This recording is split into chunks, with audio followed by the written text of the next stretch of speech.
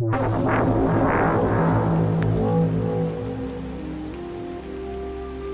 you ever wondered why you're always so tired?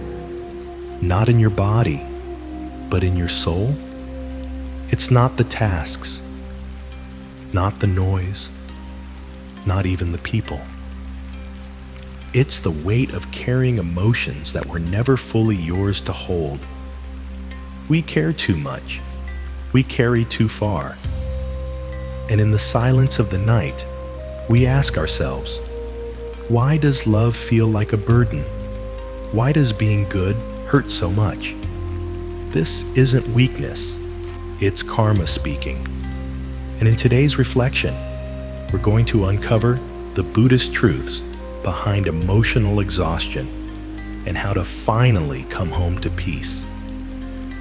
So, before you get comfortable, take a moment to like the video and subscribe, but only if you genuinely enjoy what I do here.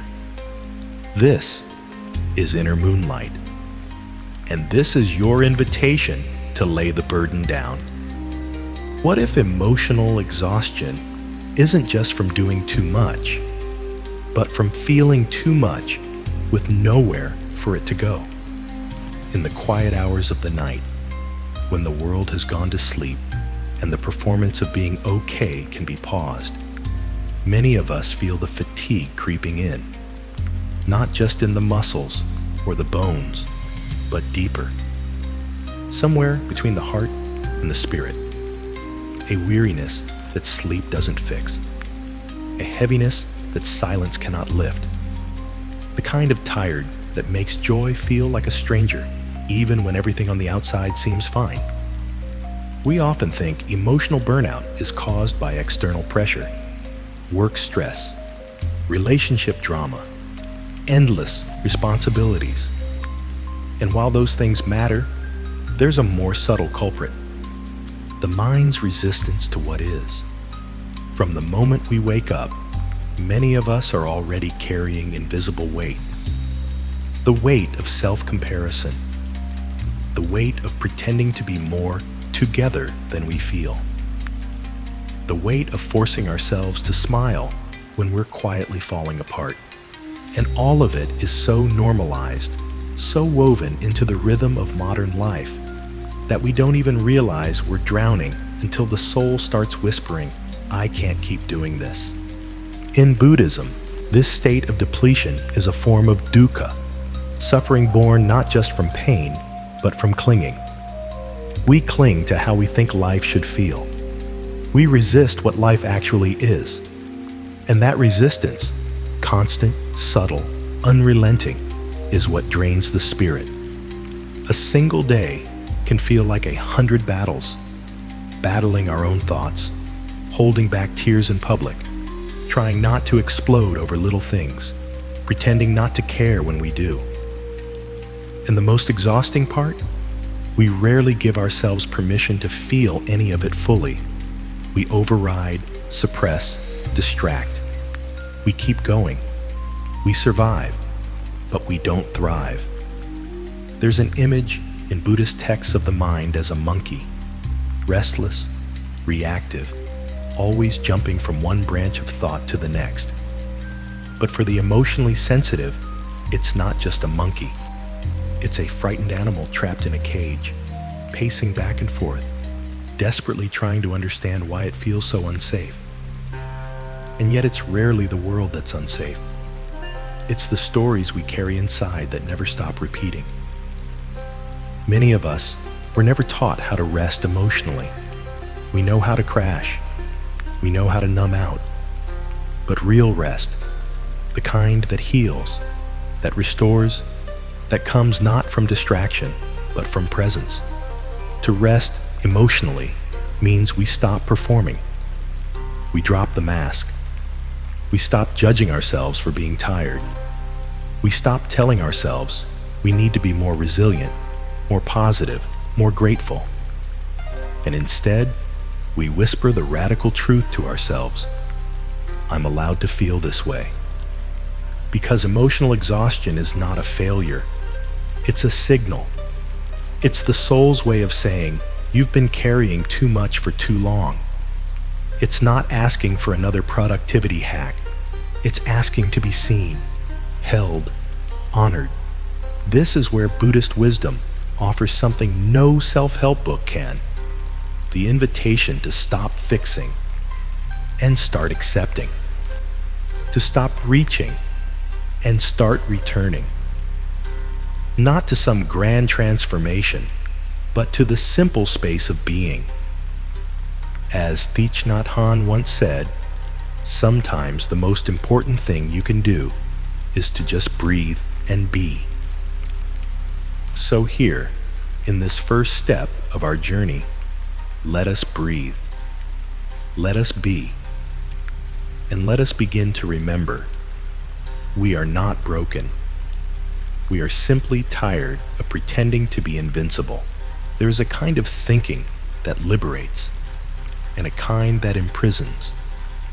The mind is a magnificent servant, but a terrible master. And for many of us, the exhaustion we carry isn't rooted in action. It's rooted in overthinking. Spinning, looping, replaying conversations, questioning decisions, imagining worst-case outcomes that haven't even happened yet. We stay up at night rehearsing what we should have said. We analyze the tone of a text message until we convince ourselves someone is upset. We project disappointment before it even arrives, so we can be ready. But we're never really ready. We're just exhausted. In Buddhist thought, this is called papanka, mental proliferation, the tendency of the mind to create layers upon layers of thought, elaboration, interpretation, speculation. One simple event, a missed call, a sideways glance, becomes a whole narrative of rejection, abandonment, worthlessness. And suddenly, what could have been released in a moment becomes a storm that lasts for days. The tragedy is not just that we think too much. It's that we believe what we think. We forget that the mind isn't a mirror. It's a filter, a noisy one. And the thoughts it spins are not always truth. They are often echoes of old wounds, abandoned inner children screaming, "Please don't let this happen again." And so we overanalyze as a form of self-protection. We think that if we can just understand everything, we'll be safe. But there's no safety in hypervigilance, only exhaustion. There's an old Zen proverb, the mind is like water. When it's turbulent, it's hard to see. When it's calm, clarity comes. Yet modern life does not reward still water. It rewards speed, certainty, knowing, being right, having a take on everything. And so we are constantly pulled into the swirl of news, of opinions, of digital noise, and then we wonder why peace feels so far away.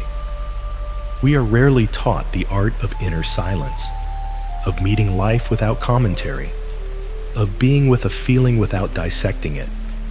And this is where Dharma becomes not just a concept, but a sanctuary.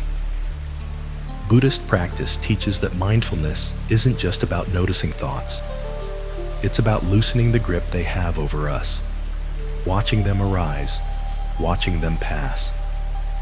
Not clinging to the pleasant, not resisting the painful, just noticing, breathing, being. Because true rest, the kind that restores the soul, begins not in the body, but in the mind. And when the mind is constantly evaluating, comparing, catastrophizing, no amount of sleep will make us feel refreshed. Sometimes the most radical act of self-care is to say, I don't need to figure this out right now. To allow uncertainty. To trust that not every thought needs an answer. That some emotions are meant to be felt, not solved. When we stop thinking our way through everything, something strange happens. The heart begins to speak, not in words, but in a deeper knowing, a whisper of what matters, a feeling of what's right, an inner quiet that doesn't demand certainty, but welcomes presence. And that's when healing begins.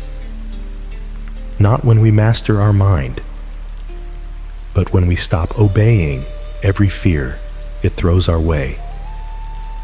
So if the soul feels tired, maybe it's not because we've done too much. Maybe it's because we've thought too much. And the way forward is not more analyzing, but more breathing, more being, more letting go.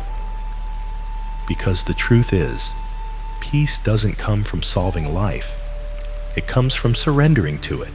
Somewhere along the way, many of us were taught a quiet lie, that being strong means being unaffected. Don't show pain. Don't fall apart. Don't let them see you cry. Stay composed. Stay productive. Stay in control. But what if this ideal of emotional strength is exactly what's making us so tired? In Buddhist thought, suffering arises not from pain itself, but from the resistance to pain, the refusal to feel. The armor we build to appear okay while crumbling inside. And so we wear smiles like shields. We go to work. We post inspirational quotes. We answer, "I'm fine," when no part of us actually is. This is not strength. This is emotional suppression, and it has a cost. Every time we push our truth beneath the surface, it doesn't disappear. It compresses. It tightens the chest, clogs the breath, leaks out in irritation or numbness. We snap at loved ones. We lose interest in the things we used to enjoy. We become strangers to our own hearts. It's a quiet war, and we fight it alone. But Buddhism invites us to redefine strength, not as the ability to endure without cracking, but as the courage to meet ourselves fully, even in our mess. In fact, the Buddha never taught detachment in the way the modern world misuses the word. He didn't tell us to stop feeling. He told us to stop clinging, to allow joy without gripping, to allow sadness without drowning. There's a powerful image in the teachings, the lotus flower. It rises from the mud, unstained, not because it rejects the mud, but because it grows through it. And that's what emotional strength really is. Not the absence of pain, but the capacity to sit in it, breathe in it, and still choose compassion. We live in a culture obsessed with fixing. Turn sadness into productivity. Turn heartbreak into a glow-up. But not everything that breaks needs to be fixed. Some wounds are sacred. Some emotions are not problems. They are proof that the heart is still open. To cry is not weakness. To say, "I'm overwhelmed," is not failure. These are acts of truth-telling, and the Dharma honors truth above all else. When we allow ourselves to feel fully, we stop fighting life. And when we stop fighting, energy returns. Not all at once, but slowly, quietly, like breath returning to a body that forgot how to inhale. And here's the paradox. The more we allow ourselves to be soft, the stronger we become. Because then, we are no longer brittle from the pressure of pretending. We are flexible, grounded, real. Emotional exhaustion often arises not from what we're feeling, but from how much we're hiding. And so the healing doesn't come from being tougher. It comes from being truer. It comes from sitting in a quiet room and whispering, "I'm not okay," and letting that be okay. It comes from hearing a voice inside that says, "I can't carry all this alone," and letting someone in. It comes from remembering that even the Buddha suffered. Even he had days of deep doubt. What made him awakened was not perfection, but presence, not avoidance, but acceptance. So maybe today, strength looks like rest, like tears, like a pause, like letting the armor fall to the floor and simply being human. Because the goal is not to become unbreakable. It is to become whole. Caring is beautiful. It's what connects us, softens us, makes life meaningful. But caring without boundaries, that's a slow kind of drowning. Many of us were taught, either explicitly or by emotional osmosis, that love means self-sacrifice. That to be kind is to be endlessly available. That to be a good person is to always say yes, even when the soul screams no. And so we give. We overextend. We anticipate everyone's needs while silencing our own. We hold space for others without anyone ever holding space for us. We carry their grief, their chaos, their projections, believing that it's noble to absorb what others can't manage themselves. But there is a cost, and it shows up in quiet moments. When the phone rings and we feel dread instead of warmth. When someone texts, "Can we talk?" and a knot forms in the stomach. When even love starts to feel like a burden. This is not because we're weak. It's because we were never taught the Dharma of boundaries. In Buddhism, compassion is never meant to be codependence. Metta, loving kindness, is not the same as martyrdom. True compassion includes oneself. It says, "May all beings be happy," including this being, including this tired heart, including this body that is running on fumes. When we chronically overcare, we don't just deplete ourselves, we start to resent. And resentment is poison for the soul. It turns love into obligation, connection into transaction. It numbs the very empathy that once made us kind.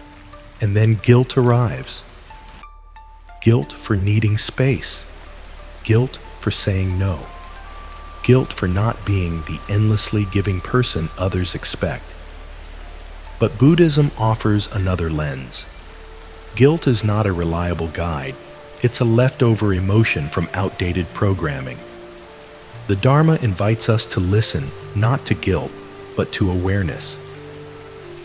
What is really happening when we feel guilty for resting, for stepping back, for not fixing someone else's chaos? Often, it means we're healing, that we're breaking an old karmic cycle of over-responsibility, that we're learning to distinguish between love and emotional labor. And that is sacred. We must remember this. We are not the savior of anyone's journey. Everyone walks their own path. Everyone faces their own lessons.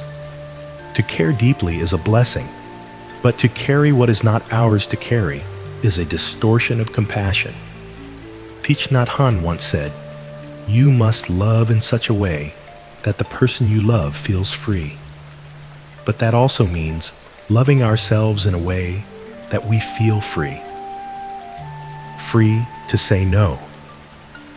Free to rest. Free to disconnect without apology. Because care without clarity becomes chaos. So, what does healthy caring look like? It's presence, not performance. It's showing up with an open heart, but not an open wound. It's saying, "I'm here for you," not, "I'll fix everything for you." It's knowing when to listen and when to lovingly step back. In Buddhist psychology, there's a word, upekkha, equanimity. It doesn't mean indifference. It means the deep inner balance that comes from knowing where we end and another begins. It is the stillness of the mountain amidst the storm, not because it does not care, but because it does not collapse. And that is the goal. To care without collapsing. To love without losing. To give without forgetting that we, too, are worthy of the same tenderness we offer others. So if today feels heavy, if the weight of others' emotions is pressing too hard on your chest, remember, it is not your job to carry what they refuse to feel. You can still be kind and keep your peace. You can still be loving and let go. Sometimes, the most compassionate thing we can do is to stop rescuing others and start respecting our own energy. Because in the end, we teach others how to treat us by how we treat ourselves. There comes a moment in every soul's journey when we stop asking, "Why don't they see me?" and start wondering, "Why did I abandon myself for so long?" This is the heart of emotional exhaustion. Not just the weight of others, but the quiet grief of having neglected our own inner world in order to maintain connection, harmony, or the illusion of control. And at some point, that inner space becomes so cluttered with other people's expectations, disappointments, projections, that there's no more room left for peace. Detachment, in the Buddhist sense, is not coldness. It is clarity. It is the courageous choice to say, "This is mine, that is yours. This is within my path, that is not." It is the art of reclaiming space, not by pushing others away, but by no longer allowing them to occupy what is sacred within. Because true love does not suffocate, and true presence does not drain. When the Buddha spoke of upadana, or grasping, he pointed to the root of suffering, the mind's tendency to cling to ideas, identities, relationships, roles. We exhaust ourselves trying to hold things that were never meant to be held. People's opinions, their approval, their healing, their chaos, and what we cling to clings back. But when we loosen the grip, something remarkable happens. We start to see what was never ours to begin with. The weight lifts, the fog clears, and the heart begins to breathe again. Detachment is a sacred rebellion. It is the moment we stop waiting for closure from someone who never gave us presence. It is the moment we walk away not to punish, but to protect our spirit. It is when we stop watering dead plants, not out of bitterness, but because we've learned that not every loss is a wound. Some are beginnings, and yet detachment does not mean isolation. It does not mean I don't care. It means I care without attachment to outcome. I love without trying to control. I give without abandoning myself. It is presence with boundaries, stillness with discernment, openness with wisdom. We learn to sit with someone's pain without taking it on. We listen without fixing. We feel without drowning. We give without emptying. And we finally realize that detachment isn't the end of connection. It's the beginning of true intimacy, because it comes from choice, not compulsion. A monk once said, "The bird that flies highest is the one that sheds the most feathers." And so too with the soul. To rise into freedom, we must let go, not of love, but of what love was never meant to carry. Let go of the need to be understood by those who never listened. Let go of the craving to be chosen by those who never saw. Let go of the guilt for needing space to heal. Let go of the belief that caring means collapsing. Because detachment isn't closing the heart. It's opening it fully, but only to what aligns. It's saying, I honor your path, but I no longer confuse it with mine. And in that moment, something sacred returns. Ourselves. The one who was always waiting beneath the exhaustion, the overcaring, the people-pleasing. the one who doesn't need to be perfect to be at peace, the one who doesn't need to be everything for everyone to be worthy of rest. That one is not broken. That one is home. And as the Dharma reminds us, the end of suffering is not the end of love. It is the end of attachment, the end of trying to control what was never ours, the end of making our peace depend on someone else's approval. So if today the heart is tired, let it be. If the soul longs for solitude, honor it. And if a door within you is opening toward silence, stillness, and freedom, walk through it. Not because you've given up on others, but because you've finally returned to yourself. Sometimes, healing is not loud. It's not dramatic. It's a quiet returning, a slow remembering of who we were before the exhaustion set in, before the emotional noise took over. And in that remembering, we realize we don't have to prove our worth through pain. We don't have to love at the cost of peace. We don't have to hold what was never meant to stay. The moment we stop caring in the old way, driven by fear, by guilt, by need, we begin to love in a new way. Free, present, enough. And that, finally, is where everything begins to fall into place.